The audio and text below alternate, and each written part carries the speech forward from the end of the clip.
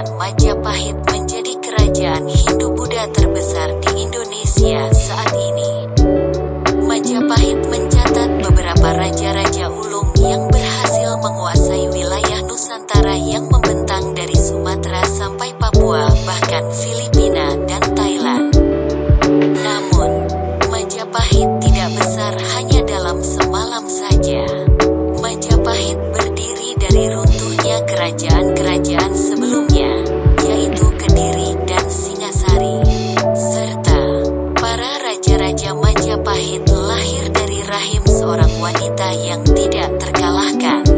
Sebelum Majapahit didirikan oleh Raden Wijaya, ada kerajaan Singasari yang lebih dahulu berdiri.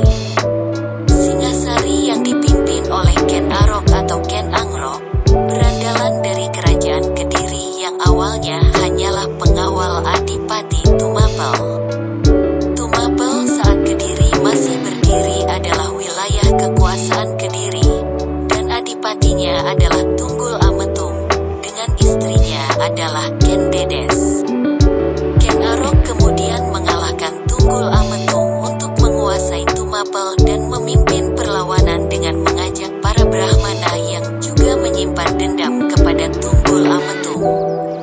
Awalnya Ken Arok tidak berniat menguasai Tumapel, bahkan menggulingkan penguasa Kediri. Namun, semua berubah ketika bertemu dengan istri Tunggul Ametung, Ken Dedes.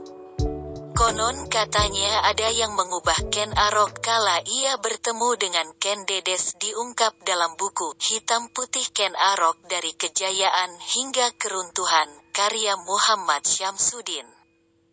Disebutkan Ken Arok terkesima sampai jatuh cinta dengan Ken Dedes selain karena kecantikannya juga karena ada bagian tubuh Ken Dedes yang memancarkan cahaya. Seharusnya Ken Arok tidak melihat cahaya tersebut, tapi ia tidak sengaja melihatnya, membuat Ken Arok tercengang dan penasaran dengan cahaya tersebut. Diakuinya bagian tubuh Ken Dedes yang bercahaya tidak hanya disebut dalam satu buku saja.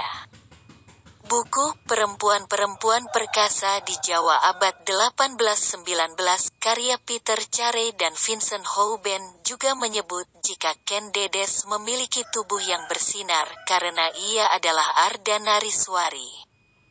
Atau perempuan